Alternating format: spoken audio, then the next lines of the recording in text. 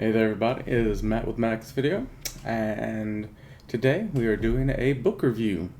Say, after a good long break of insanity in my life, I'm back.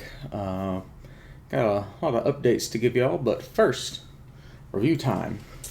Today we're reviewing Wolf and Parchment, New Theory Spice and Wolf, Volume 3. Now, I don't believe I actually did reviews for volumes 1 and 2 of this series. And I'm not going to do one because, if I'm honest, it's been a good minute since I've read those stories. And while I could give you an overview of them, I could not give you an in-depth review of them. So I'll kind of gloss over my opinions of those two books, but we're going to focus mainly on Volume 3 today. Wolf and Parchment itself is a spin-off series of the Spice and Wolf series. Spice and Wolf being a long-running 20-plus volume light novel series.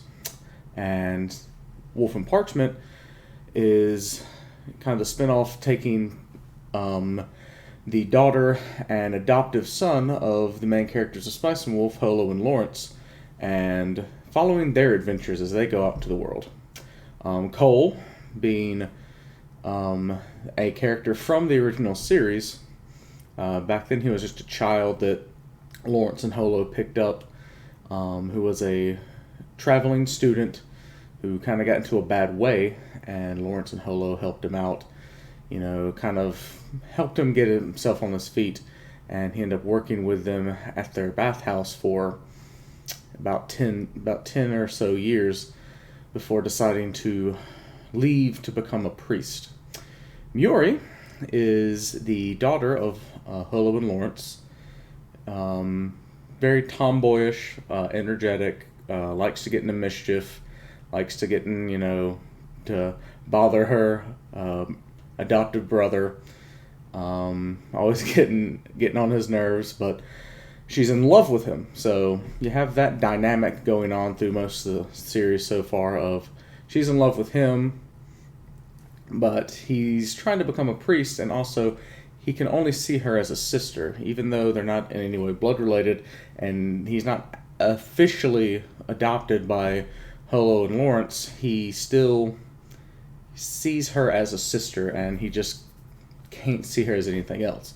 So you have that dynamic going on, but Cole leaves the village, and Myuri kind of stows away on the ship that he was leaving from.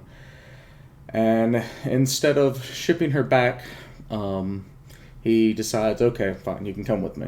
But as soon as I have a chance to get you back to Nyohira, then you're going back home.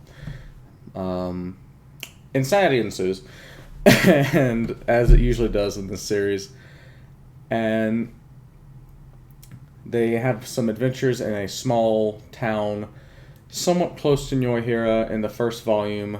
In the second volume, takes us to the Northlands, where they meet a fellow animal spirit, the spirit of a whale, and some crazy stuff happens there too. And volume 3, let's see. Yeah, I remember the name of this town they're in this one. Volume 3 takes place in Desrev, which, if you've read the original series, is in the kingdom of the Windfield Kingdom, which is where the Golden Sheep story in the original Spice and Wolf series took place.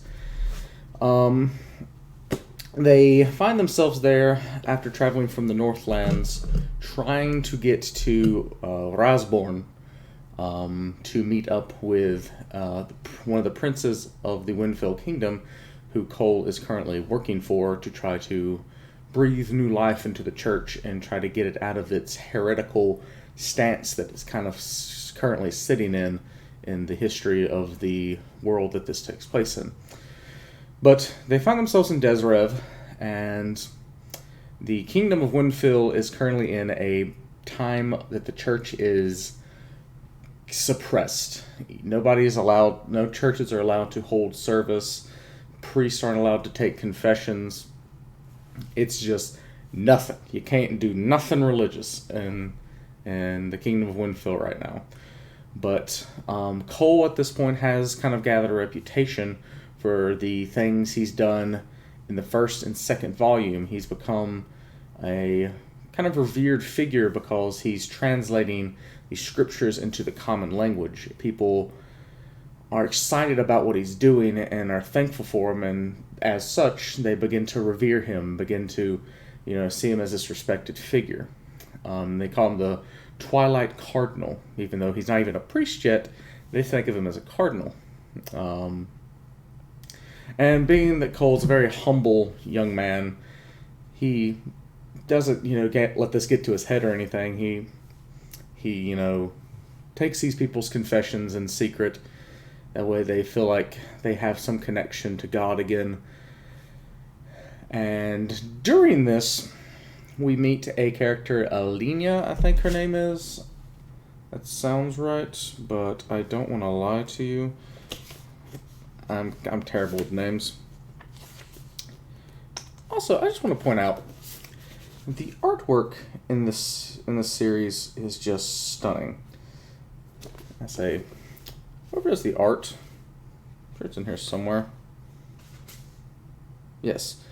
Ju Ayakura. You do good work, my good sir. I assume that's a man. I could be wrong. Who am I? Yeah, Alenia Gazelle.